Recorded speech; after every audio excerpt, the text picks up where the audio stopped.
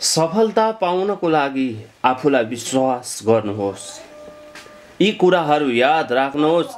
जहिलेसम्म तपाईँ निर्धक्क भएर आफ्नो भित्री आत्मादेखि नै आफू सफल भएको सोच्न सक्नुहुन्न वा आफूलाई नै विश्वास गर्नुहुन्न, त्यति बेलासम्म तपाईँ सफल हुनै सक्नुहुन्न। तपाईँ असफल मात्र हुनुहुन्छ। मान्छेले कुनै पनि कुरा सोच्दा वा काम गर्दा कि त चेतन दिमाग वा अवचेतन दिमाग दुई मध्ये कुनै एकको प्रयोग पक्कै गरेको हुन्छ। मान्छेहरूलाई कुनै पनि काम सुरु गर्नको लागि वा सुरु गरिसकेपछि सिद्धाउनको लागि वा सफलता पाउनको लागि अवचेतन मनको भूमिका चेतन मनको भन्दा धेरै शक्तिशाली हुन्छ। तपाईहरू सफल भन्दा असफल बढी सोचिरहेको हुनुहुन्छ। म कुनै काम गर्यो भने सफल हुन्न कि, मैले भनेको कुरा कसैले पत्ताउँदैन कि, यस्तै विभिन्न नकारात्मक कुराहरू तपाईँ सोचिराख्नु भएको हुन्छ। तपाईहरूले कुनै पनि काम गर्दा म यसमा 100% सफल हुन्छु भन्ने विश्वास लिनुहुन्छ भने तपाईहरूले काम सफल गराएरै छोड्न सक्नुहुन्छ। सफलता पाउने इच्छा धेरैको हुन्छ। यहाँ सफलता पाउने धेरैको इच्छा हुन्छ, तर सबै सफल हुन सक्दैनन्। किन? धेरैको इच्छा सफल हुनु हो, तर म सफल हुन सक्छु भनेर विश्वास चाहिँ गर्न सक्दैनन्। सफल हुन त मन लाग्छ, तर सफल कसरी हुने, के गरी गर्ने, सफल हुनको लागि कुन बाटो हिँड्ने, म यो कार्य गरेर सफल बन्छु भनेर उद्देश्य राख्नु त पर्यो पहिला। त्यसैले सफल हुनको लागि विश्वास राखौँ। सफल हुनको लागि विश्वास गर्न सकिएन भने उनीहरूको अवचेतन दिमागमा आफू असफल भइरहेको कल्पना गर्दछन्। सफलता पाउनको लागि गरिब भएर केही पनि फरक पर्दैन। गरिब भएर केही पनि फरक पर्दैन, तर फरक केले पार्दछ भने तपाईँको भित्री मनलाई सफल हुन्छु जस्तो लागिरहेको छ वा असफल हुन्छु जस्तो लागिरहेको छ। यस्तो मनमा उठेको तरङ्गले, प्रश्नले, सोचाइले भने अवश्य फरक पार्दछ। यो कुरा याद राख्नुहोस्। जहिलेसम्म तपाईँ निर्धक्क भएर आफ्नो भित्री आत्मादेखि नै आफू सफल भएको सोच्न सक्नुहुन्न या आफूलाई नै विश्वास गर्नुहुन्न, त्यस बेलासम्म तपाईँ सफल हुनै सक्नुहुन्न। जब तपाईँ आफैमा विश्वास गर्नुहुन्छ, त्यसपछि मात्र तपाईँमा कामको लागि चाहिने क्षमता, शक्ति वा साहसको बाटो खुल्ला हुनेछ। तपाईँहरूमा नयाँ नयाँ विचारहरू आउन थाल्छन्। कुनै पनि कुरा कसरी भन्ने, कसरी गर्ने तरिका त्यही व्यक्तिलाई मात्रै थाहा हुन्छ जसले मैले यो काम गर्न सक्छु भनेर विश्वास गर्दछ।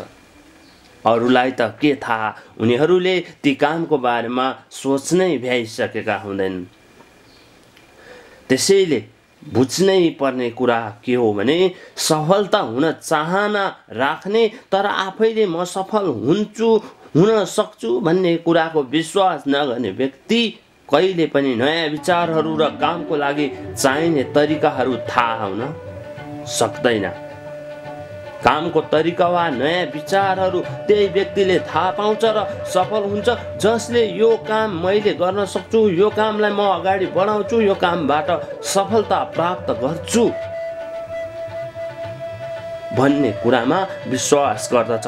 काम गर्न सक्छु भन्ने तर सकिँदैन कि भन्ने भावना आफूभित्र भयो भने त्यो काम सफल हुनै सक्दैन। श्रीमद् भागवत गीतामा पनि भनिएको छ कि श्रीमद् भागवत गीताले पनि के सिकाउँछ भने यदि आफूले आफ्नो मन, वचन र इन्द्रियहरूलाई जित्न सक्यो भने वा आफ्नो वशमा राख्न सक्यो भने सुख, सन्तुष्टि, शान्ति पाइन्छ भनेर। भगवान श्रीकृष्ण इन्द्रियहरूको स्वामी हुनुहुन्छ। उहाँको आत्मामा जे विचार आउँछ त्यो सधैँ सत्य र विजय पनि हुन्छ।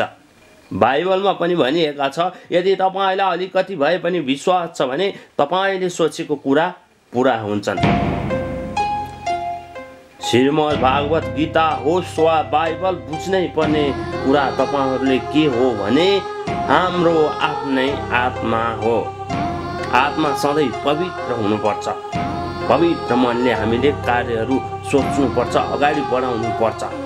यस्तो पवित्र आत्मामा हामीले जस्तो विचारमा विश्वास गर्दछौँ, जुन काममा मैले गर्न सक्छु गर्छु भन्ने विश्वास राख्दछौँ, त्यति बेला मात्र हाम्रो सफलता सुरु हुँदै जानेछ, सुरु हुन थाल्छ।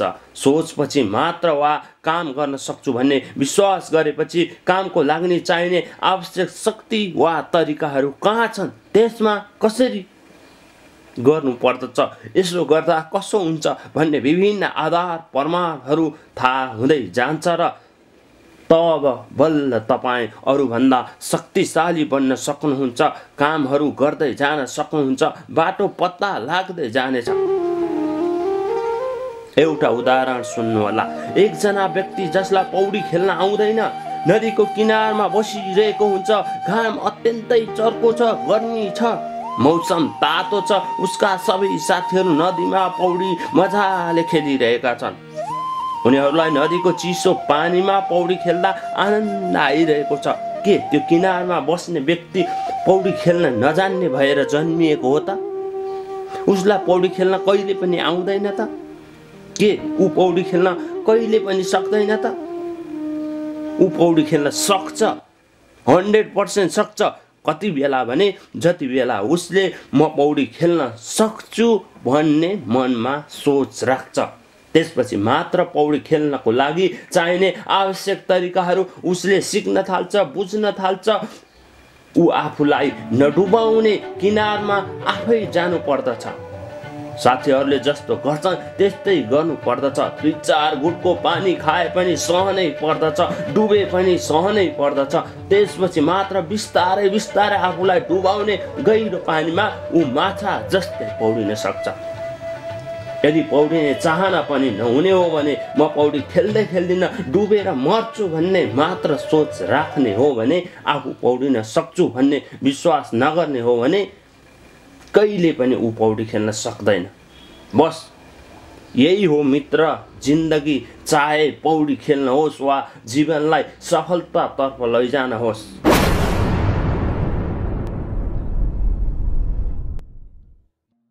सफलता पाउनको लागि गरिब भएर केही फरक पर्दैन। तपाईँ गरिब हुनुहोस्, तपाईँ दुखी हुनुहोस्, तपाईँ अहिले पैसा नकमाउनुहोस्, तर फरक केले पार्दछ भने तपाईको भित्री मनलाई सफल हुन्छु जस्तो लागिरहेको छ वा असफल हुन्छु जस्तो लागिरहेको छ, यस्तो मनमा उठेको तरङ्गले भने अवश्य फरक पार्दछ। त्यसैले बेलैमा सचेत हुनुहोला। बेलैमा नकारात्मक भन्दा सकारात्मकतिर मन लैजानु होला।